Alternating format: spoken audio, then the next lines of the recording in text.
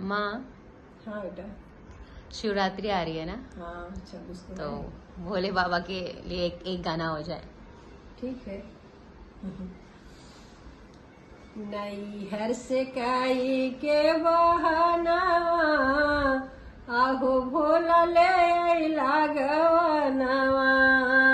नैहर से काई के बहाना आहो शिव जी ले लागवनवा। मुहम्मद कहला भोला कोठा टारी। मुहम्मद कहली भोला कोठा टारी।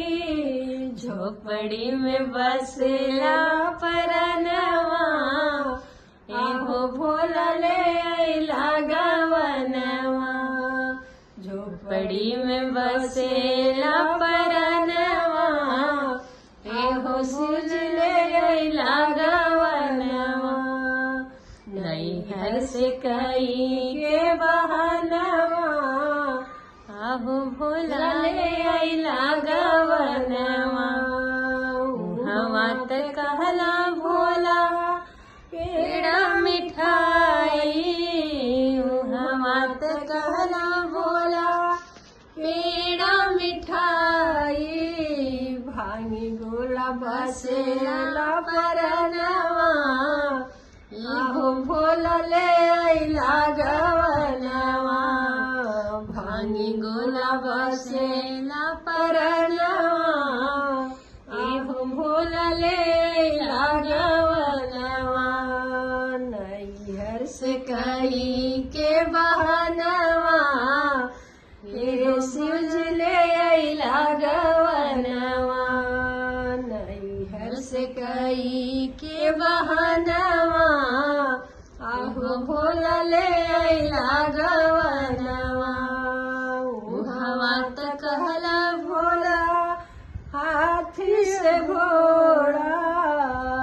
हवा त कहला भोला हाथी से घोड़ा। हवा त कहली भोला हाथी से घोड़ा।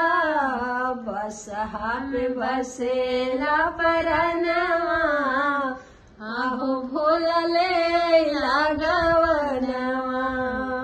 बसहा पे बसेला परनवा आहो भोला ले अइला गवनवा।